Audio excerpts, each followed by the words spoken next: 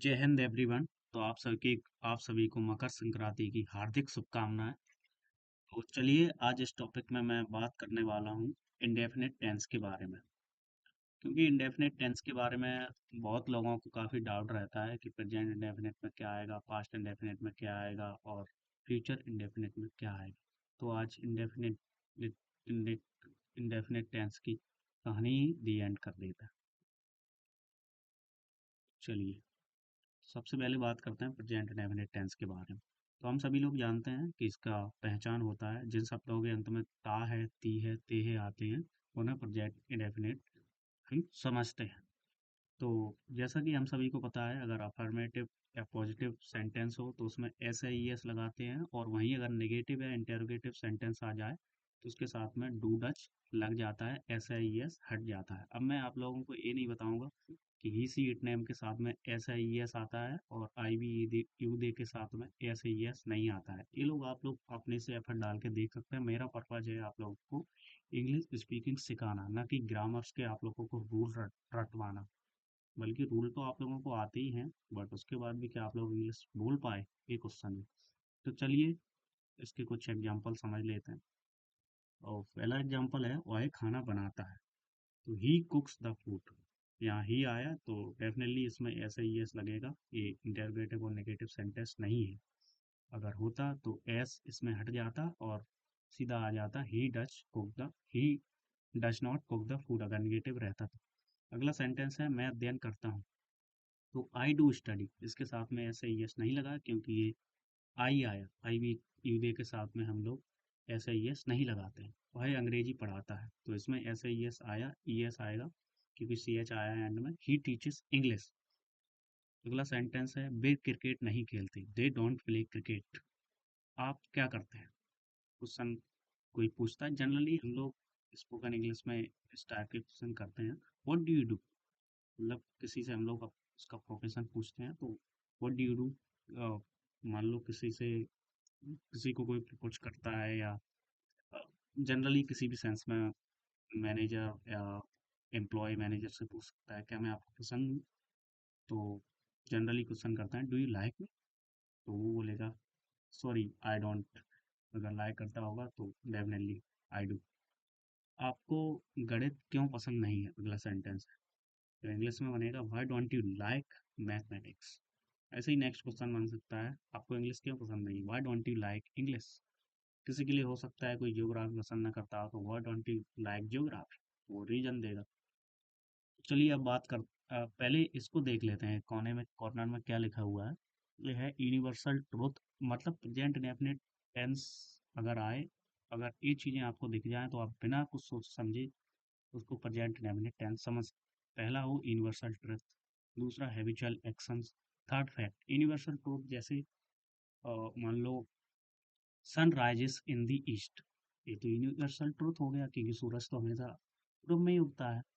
और दूसरा हो गया हैबिचुअल एक्शन, जैसे मैं रोज सुबह 6 बजे उठता हूँ, मैं रोज चाय पीता हूँ, या मैं रोज टहलने जाता हूँ, तो ये हैबिचुअल एक्शन हो गया। इस तरह के सेंटेंस हमारे प्रेजेंट इंडेफिनिट टेंस में बनते हैं, और जनरली हम लोग वैसे भी सेंस लगा सकते हैं, इसमें तायत ये आता ही है। थर्ड हो गया हमारा फैक्ट। जैसे हम लोग जानते हैं कि पानी 100 डिग्री सेल्सियस पे उबलने लगता है, तो ये तो फैक्ट ही है। ठीक है, तो चलिए अब अगला पास्ट इंडेफिनिट का रूल देख लेते हैं।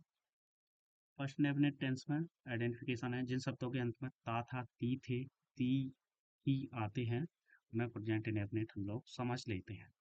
जरूरी नहीं है कि ता था आए ही। जैसे कि यहाँ कुछ सेंटेंस दिए हुए हैं, इनमें था नहीं आ रहा लेकिन सेंस था का ही निकल रहा है, तो उसको भी हम लोग प्रेजेंट इंडेफिनिट टेंस ही समझेंगे। इसमें हेल्पिंग वर्ब हमारा आता है वी टू अफर्मेटिव सेंटेंस में, और नेगेटिव इंटरोगेट में हमारा डिड आएगा और वहाँ वी टू हट जाएगा, वहाँ वी वन आ जाएगा।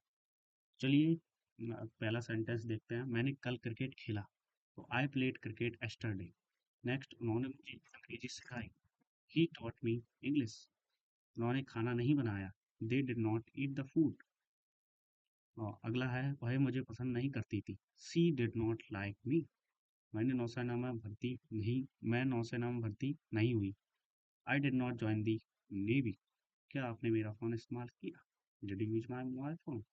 इस तरह के सेंटेंस से आप काफ़ी 100 या 200 सेंटेंस बना सकते हैं। जैसे मैंने कल क्रिकेट खेला, मैंने कल क्रिकेट क्यों नहीं खेला, क्या मैंने कल क्रिकेट खेला। इस तरह से आप लोग प्रैक्टिस करिए, तब आप लोगों की इंग्लिश इंप्रूव होगी। जैसे यहाँ I did not play cricket yesterday, I did why did I play cricket yesterday। उन्होंने मुझे अंग्रेज सिखाई, उन्होंने मुझे अंग्रेज क्यों सिखाई। Why did he why did he teach me English.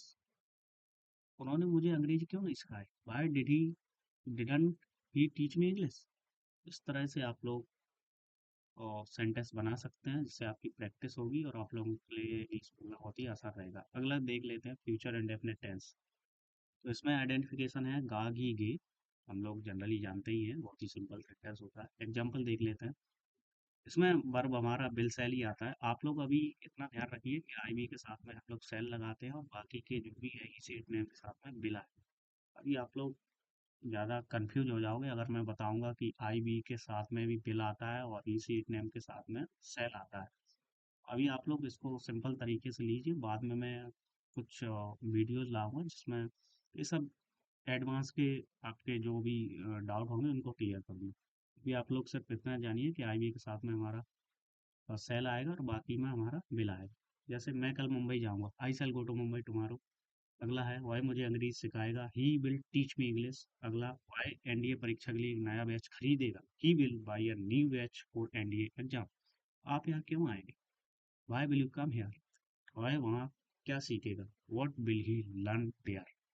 तो यहाँ सेंटेंस गाइज 5 ही हैं, लेकिन 5 से आप 25 बना सकते हैं बहुत ही आसानी से।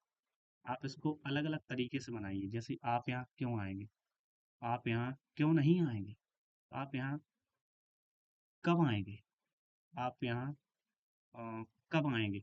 मतलब अलग-अलग तरीके से, अपने तरीके से बनाइए। वही मुझे अंग्रेज़ी सिखाएगा, वही मुझे अंग्रेज़ी क्यों सिखाएगा, वही मुझे अंग्रेज़ी क्यों नहीं सिखाएगा, क्या वही मुझे अंग्रेज़ी सिखाएगा? ठीक है? जैसे मैं कल मुंबई जाऊँ, मैं कल मुंबई क्यों जाऊँ? मैं कल मुंबई क्यों नहीं जाऊँगा, क्या मैं कल मुंबई जाऊँगा? इस तरीके से गाइस आप प्रैक्टिस करिए, आप लोगों की इंग्लिश ज़रूर इम्प्रूव होगी। तो चलिए वीडियोज़ ये हमारा काफ़ी लॉन्ग हो गया है। चलिए इस वीडियो को हम लोग यहीं एंड करते हैं। तब तक के लिए जय Hind and bye-bye. Thank you.